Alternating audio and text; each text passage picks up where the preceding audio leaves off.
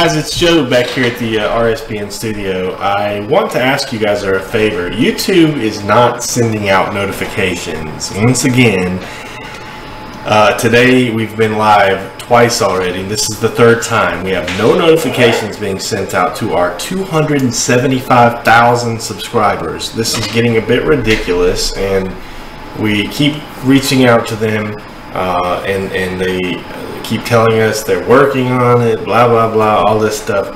But when all the other channels out there who are not companies just screen capturing YouTube channels, I won't call them out by name, I understand why they do it, but anyway, it hurts us because they're getting all the views and we aren't, because we don't get notifications being sent out. So if you're watching this right now, if you have a Twitter account, if you have a Facebook account, and if you post politics on that account, get on that account, please, and just tweet out the link to this video. It's underneath this video. You can find it by clicking the share button underneath this YouTube video, right underneath the title, and you will see a Twitter and a Facebook option there. Share this people with as many people as possible. When YouTube don't do the work for us, we got to do the work for YouTube, because this is getting a bit ridiculous.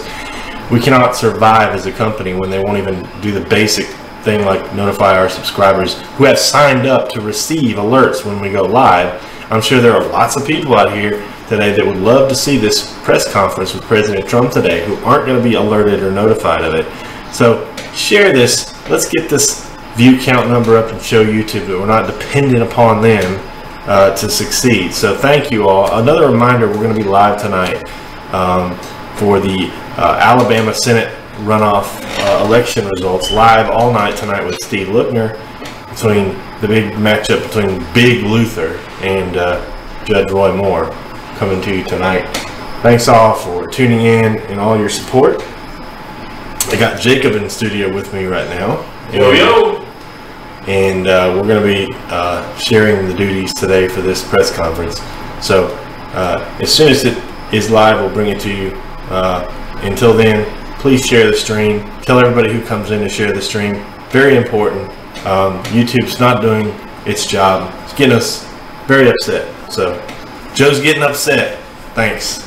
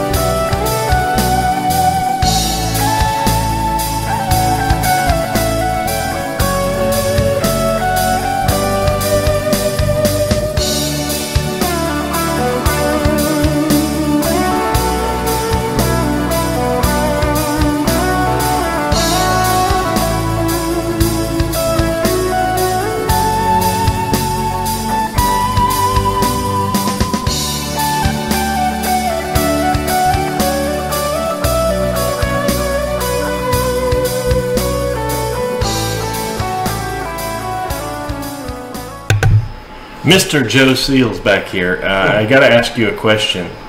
If you love Right Side, and you do, I know, would you mind doing us a favor? And the favor is sharing this video on Facebook and on Twitter, because YouTube is being very bad to us, and we don't understand why. They're being so bad to us and so mean to us. They know I have a problem with the black screens. They say they're working on that. I've got a couple tickets in right now to support about that. But they're not sending out notifications. Yesterday was the day where we got every video that we put out, a notification was sent out. Today, so far, this is the third one, and we've received 0 notifications. So it really kills our business when we can't even get our subscribers notified when we go live. You signed up to receive notifications from us when we go live. And so if you check your email or whatever email that you use to log into YouTube, you're not going to see a notification from today saying Right Side Broadcasting is live now. And that is really bad of them to do that to us, because we can't run our company this way. So help us out and tweet the link out, Facebook it, President Trump press conference and the link. Really appreciate it. We're going to be here all day. Hopefully we'll get notifications for the events that we do later today when we cover, we're going to be live all night tonight with the Alabama Senate primary runoff election. You'll see the results as they come in. Steve Lookner will be live in studio all night, bringing you the results, county by county returns, and hopefully we get the notification for that. So I want to thank you all. The press conference is scheduled for 2 minutes from now, but we'll stay with this shot until the press conference begins. These things normally do run a little bit late, so hang in there with us, and thanks for all your help. I'm Joe Seals. See you here in a little bit.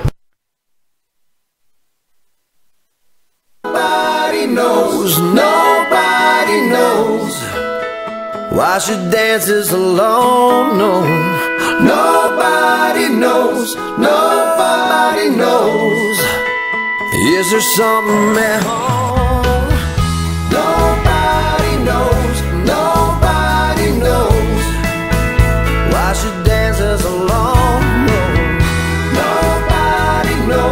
nobody knows what she's running from. You can ask her to dance if you want, but you smile and just say no. Nobody knows why she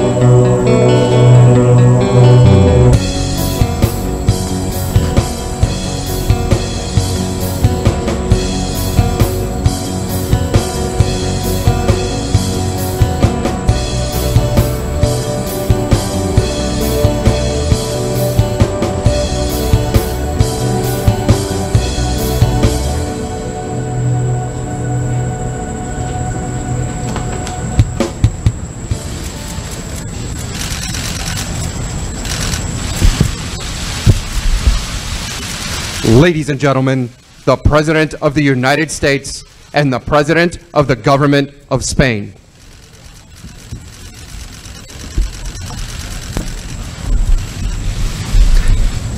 Thank you very much, everybody. Please be seated.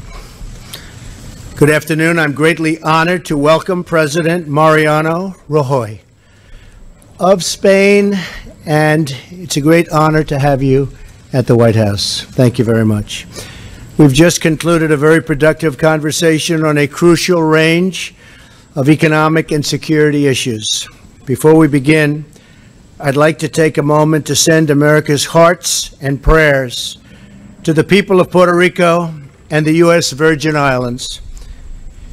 Both have been devastated, and I mean absolutely devastated, by Hurricane Maria, and we're doing everything in our power to help the hard-hit people of both places, Puerto Rico and the Virgin Islands. A massive effort is underway, and we have been really treated very, very nicely by the governor and by everybody else. They know how hard we're working and what a good job we're doing. As we speak, FEMA, our great first responders, and all available federal resources, including the military, are being marshaled to save lives, protect families, and begin a long and very, very difficult restoration process. I have directed all relevant departments and agencies to assist in the response and recovery effort.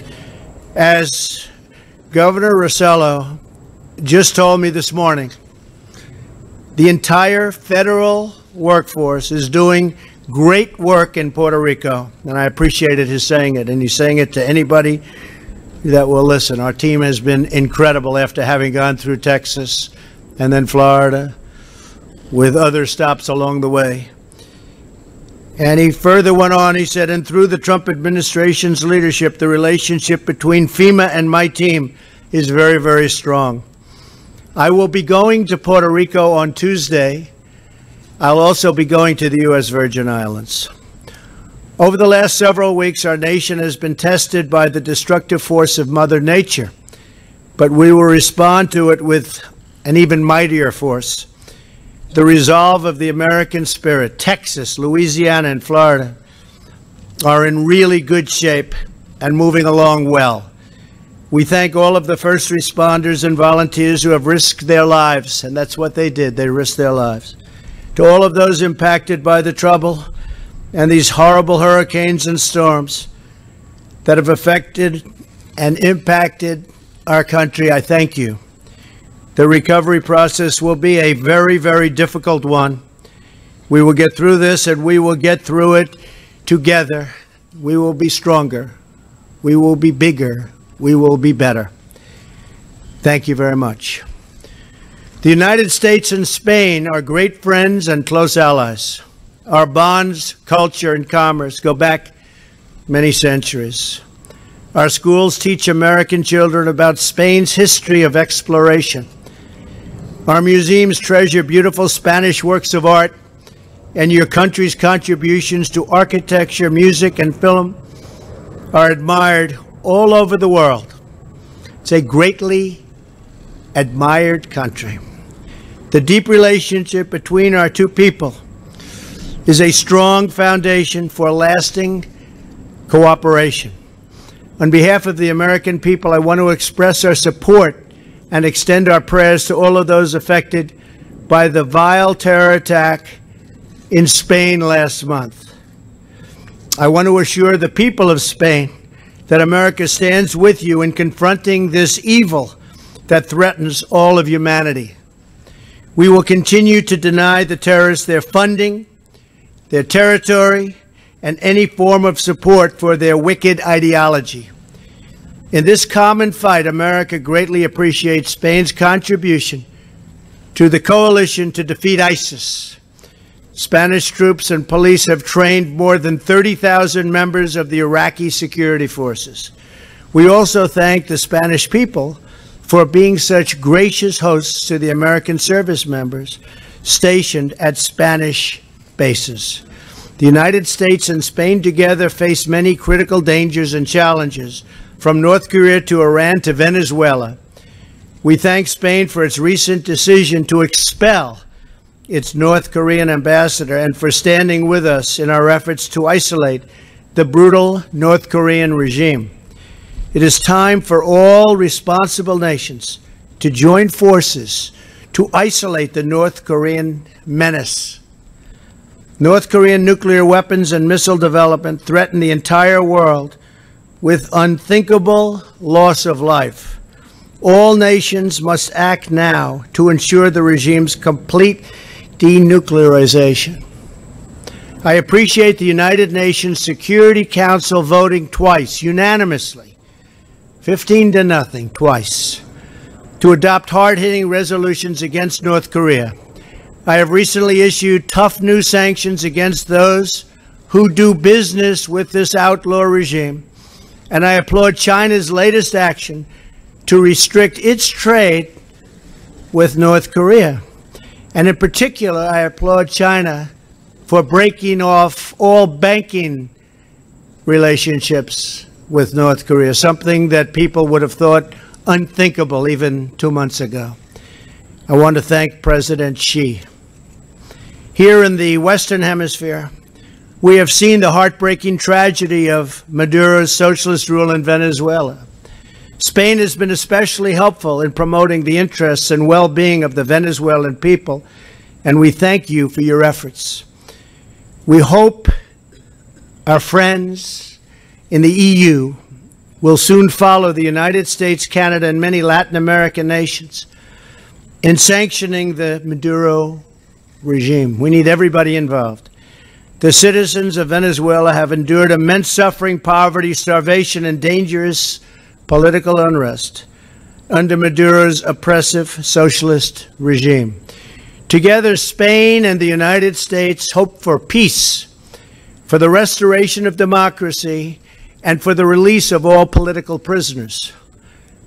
Wherever socialism spreads, misery follows. The people of Venezuela deserve a future of freedom. These are great people. In the economic arena, we support trade that benefits both Spain and the United States, which means it must be fair and it must be reciprocal. Such an important word.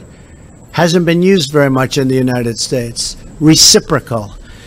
Spain is the 10th largest investor in the United States, and I commend Spanish business leaders for their confidence in America and the American worker, and considering the fact that our stock market has just hit all-time highs. I think they probably like the United States very much right now.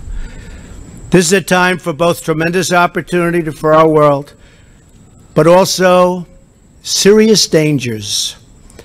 As I said at the United Nations, which future really is up to us. If we empower our citizens, serve their needs, and appeal to all that is best in the human spirit, then I have no doubt we will succeed like never, ever before.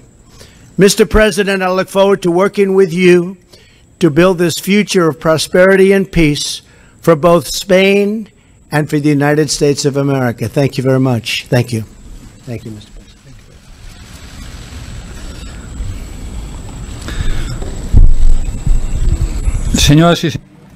Ladies and gentlemen, good afternoon. I would like to start by expressing my solidarity, that of my government and that of the Spanish people, with the people in the U.S. Government after the terrible events President Trump just referred to, and that took place in Texas, Florida, and other U.S. regions, and Puerto Rico.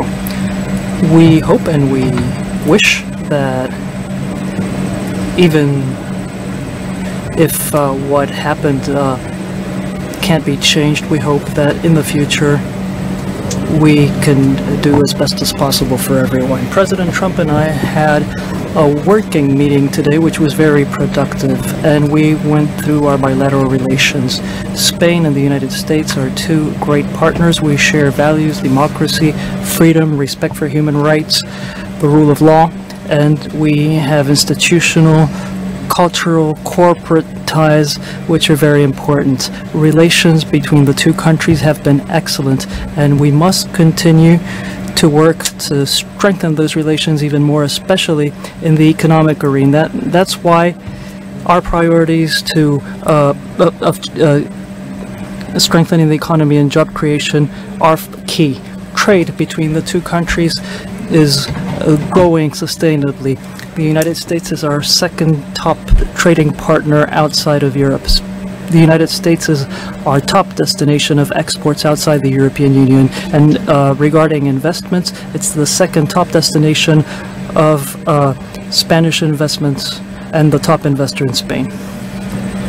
For many years, Spanish companies have invested in the U.S. They're creating many stable and high-quality jobs in different sectors, such as the financial industry and energy. And this has been possible thanks to the establishment of subsidiaries in the United States by 600 Spanish companies, and they will continue to create jobs. That's why they follow closely investment opportunities in the United States, and they can contribute their technology and their experience to the United States. I've also given details on to President Trump on Spain's role in different crises which are important to us all. For instance, he referred to our participation in the coalition against Daesh and the crisis due to nuclear proliferation in North Korea. Combating terrorism was something we talked about at length. Spain has a long-standing experience in this area, and just like the United States, we've been hit by jihadi terrorist attacks on our soil. Both countries have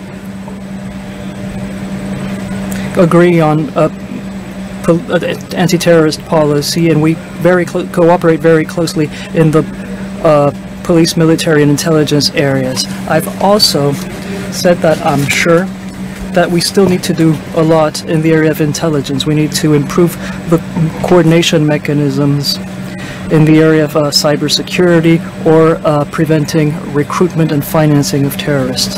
I've also underscored Spain's role as a member of the global coalition against terrorism and our deployment in Iraq, which is very large. We're the fourth largest contributor, and we've trained over 32,000 officers.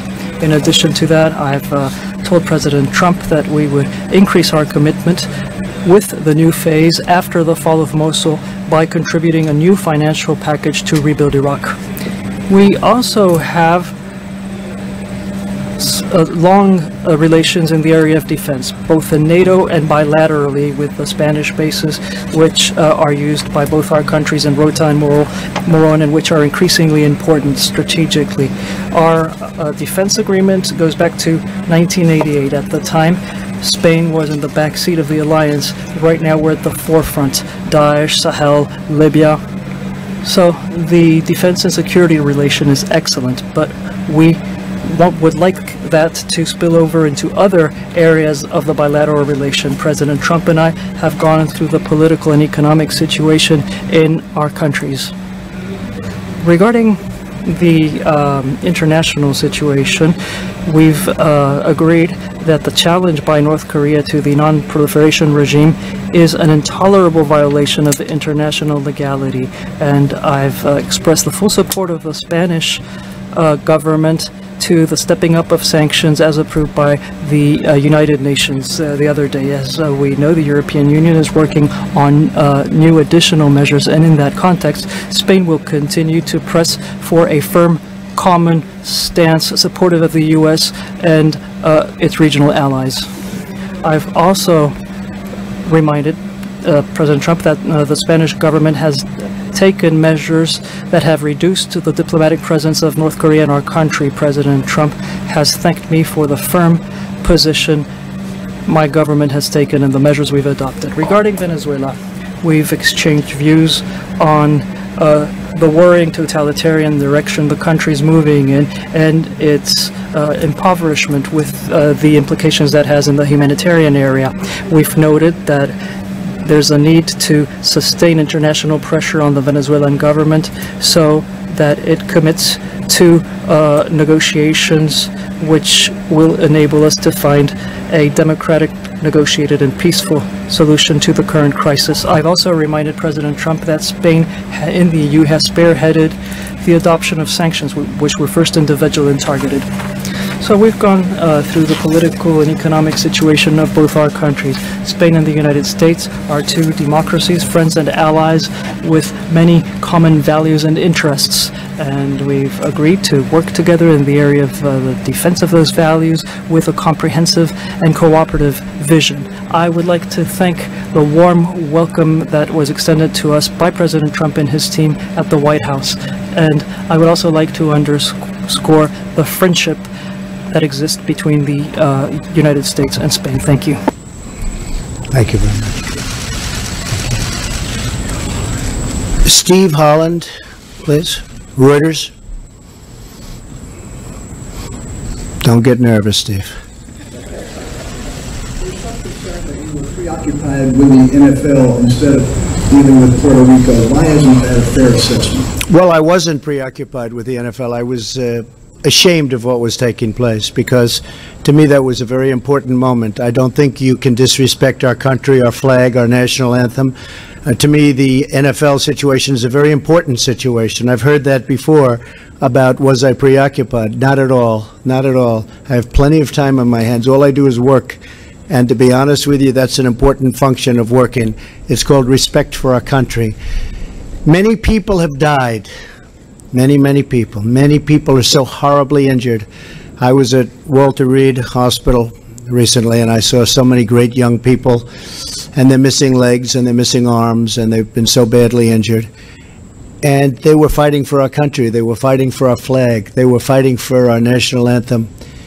And for people to disrespect that by kneeling during the playing of our national anthem, I think is disgraceful. So I will also say that, again, I read you part of his quote, but the governor of Puerto Rico is so thankful for the great job that we're doing. We did a great job in Texas, a great job in Florida, a great job in Louisiana. We hit little pieces of Georgia and Alabama. And frankly, we're doing, and it's the most difficult job because it's on the island. It's on an island in the middle of the ocean. It's out in the ocean. You can't just drive your trucks there from other states. And the governor said we are doing a great job. In fact, he thanked me specifically for FEMA and all of the first responders in Puerto Rico. And we're also mentioning with that the U.S. Virgin Islands. It was devastated. So we are totally focused on that. But at the same time, it doesn't take me long to put out a wrong, and maybe we'll get it right. I think it's a very important thing for the NFL to not allow people to kneel during the playing of our national anthem, to respect our country and to respect our flag. Okay? Thank you. If I could ask the Prime Minister, if I could ask a Prime Minister question, is it going to take a war to rein in North Korea, and what is your advice to the President on dealing with this?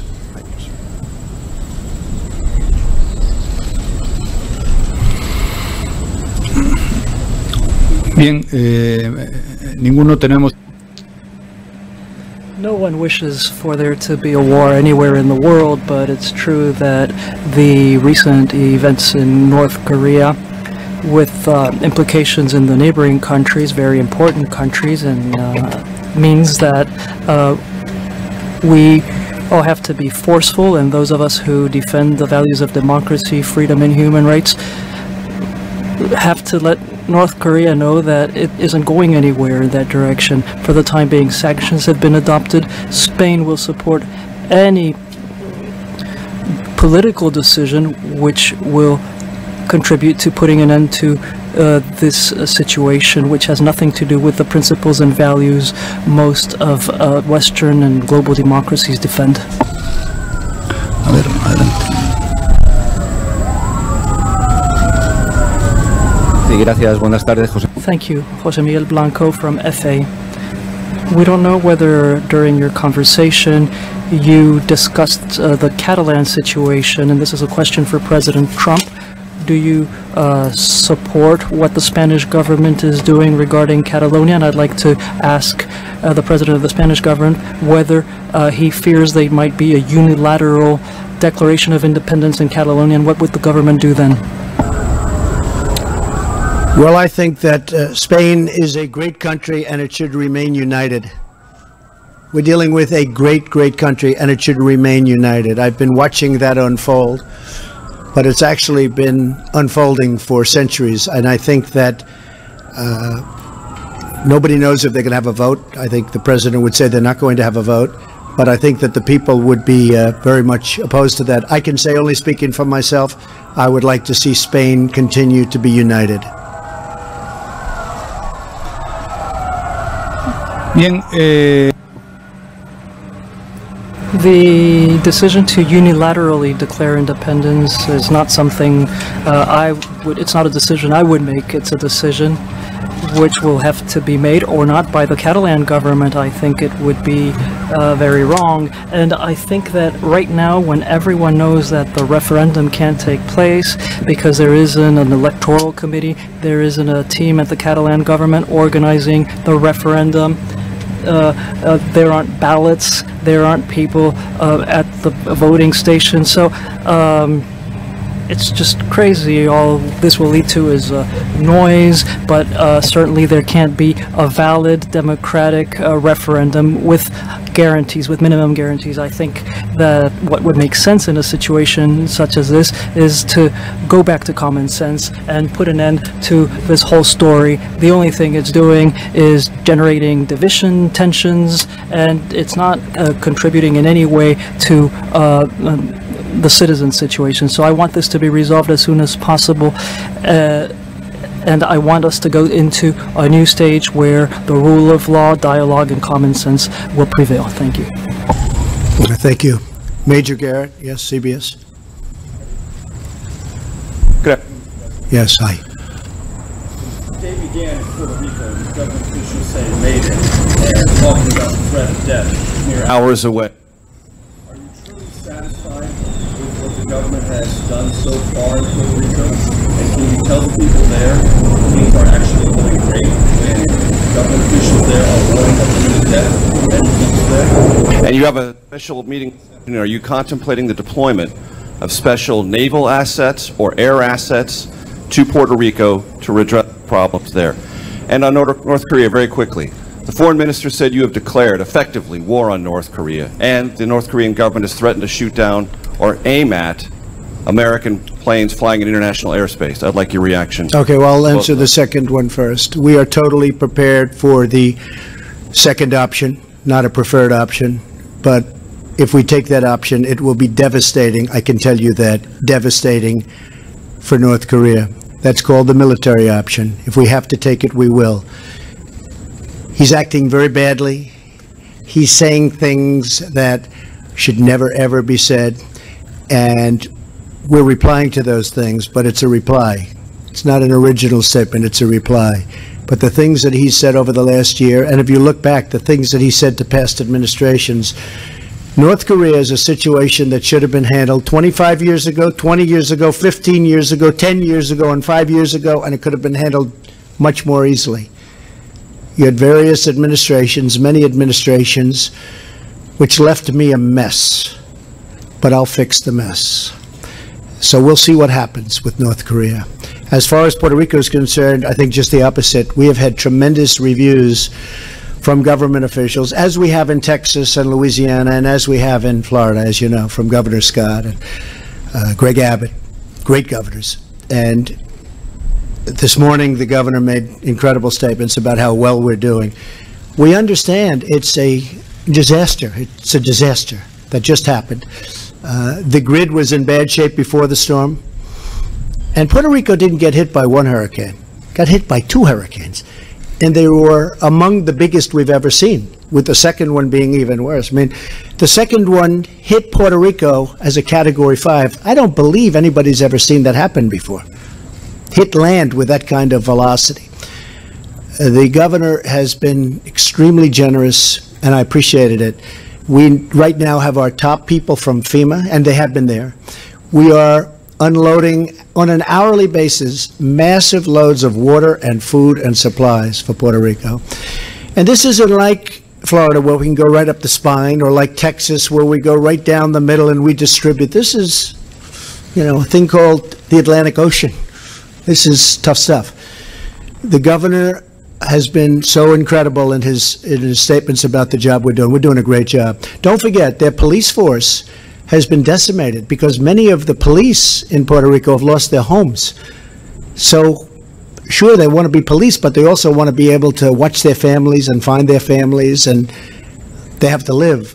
So we're also very much involved in security in Puerto Rico. So everybody has said it's amazing the job that we've done in Puerto Rico. We're very proud of it. And I'm going there on Tuesday. Now, with all of that being said, record, if you look at the amount of water dropped on that island between the 2 hurricanes, and the first they just barely got by with, but they were devastated.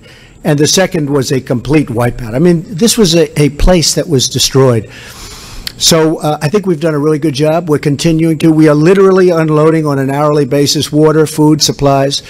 We have our top people from FEMA and our first responders and everybody else. We're going to be deploying Navy ships. They've already been deployed. And we are going to do far more than anybody else would ever be able to do, and it's being recognized as such. But it is a tough situation. Would you have a question for the president? Mr. Prime Minister, if I may, sir, do you share President Trump's hostility toward the Venezuelan regime? And what is your opinion generally of his, that is to say, President Trump's suggestion that U.S. military intervention might be required if the Venezuelan government doesn't change course? Do you support that? And would you be an advocate within the EU for tougher sanctions against the Venezuelan government? Mire, nosotros estamos. Well, we're spearheading in the European Union a proposal to impose sanctions on Venezuela. What is happening in Venezuela is unacceptable. Venezuela traditionally was a democratic country, and at this time it's no longer a democratic country. There are political prisoners in Venezuela. There are people who are in jail only because they think differently than Mr. Maduro. And I was the first Prime Minister to receive Lilian Tintori, who's the wife of Leopoldo López, who was jailed because Mr. Maduro didn't like him. But there were many others who were sent to jail. In Venezuela, there was a parliament, and the government has made up this other parliament, which has its meeting next to the other parliament, and it enacts legislation. They've created a commission for the truth, which is an anti-democratic tool, which only serves to judge people without respecting minimum human rights standards. Venezuela is on the road to dictatorship, unless that can be stopped. So all of those who shared values such as democracy, freedom, and human rights have to do something. At this time, sanctions are important. It's important that there be an international coalition putting pressure on Maduro so that political prisoners are freed and democracy is restored, because this lack of democracy and the attack against human rights and freedoms are come in conjunction with a terrible economic situation with a 300% inflation rate, with problems supplying foods and medicines to people. So it's a really tragic situation, and I think that we, the United States and Spain, have a responsibility towards Venezuela. There are a lot of Spaniards living in Venezuela, and I'm worried about them and the rest, but they certainly worry me. So I think that the international community should be forceful with regards to Venezuela. Gracias, buenas tardes. Thank you. Pilar Santos from El Periódico de Catalunya. I have a question for each of you. For President Trump, with the serious political crisis in Spain because of the referendum on Sunday, what solution do you think there is? Have you given advice to President Rajoy on this matter? Do you think there should be a dialogue between the Generalitat and the government to find a solution? And now a question for Prime Minister Rajoy. It seems that what you're doing in Catalonia, the way you're managing things in Catalonia, is having an impact on the budget, and I'd also like to know whether you think that the situation with the PNV party can be resolved, or do you think that you will have to call early elections? Thank you very much. Well, I think the people of Catalonia have been talking about this for a long time, but I bet you if you had accurate numbers and accurate polling, you'd find that they love their country, they love Spain, and they wouldn't leave. So I'm just for United Spain. I speak as the President of the United States, as somebody that has great respect for your president and also has really great respect for your country. I really think the people of Catalonia would stay with Spain. I think it would be foolish not to, because you're talking about staying with a truly great, beautiful, and very historic country. Muchas gracias. Thank you.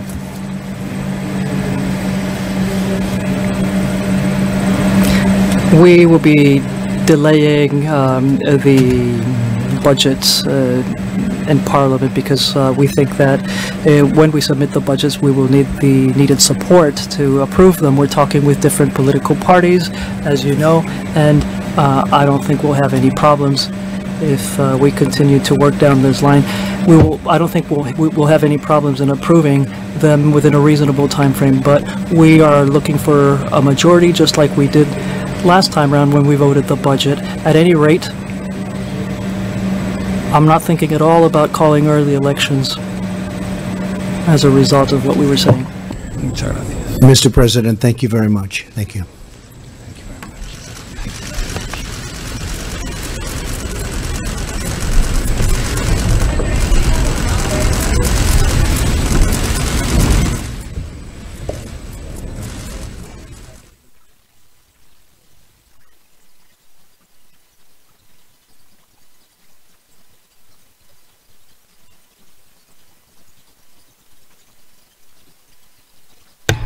All right, folks, Jacob Seals here at the RSBN office. Thanks for tuning in. Good conference there, good conference. Everything went well.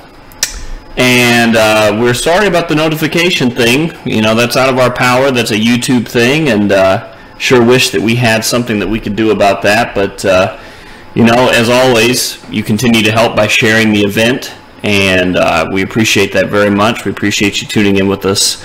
I just wanted to real quick say something on a personal note. A very close friend of mine that I went to school with for since elementary school, actually. She's a veteran, single mom, very good woman. Like I said, I've known her for, gosh, I couldn't even do the math. I'm getting to that point.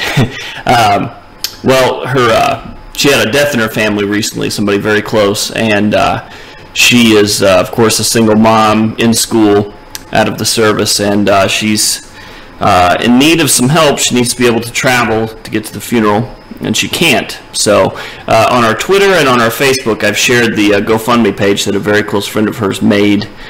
She's not able to, well, let's put it this way, she doesn't want to make a page, you know, not to kind of take help, but, you know, in our toughest times, especially our veterans, we need to do whatever we can. So if you can't donate, just share the link, you know, whatever you can do for her, you know.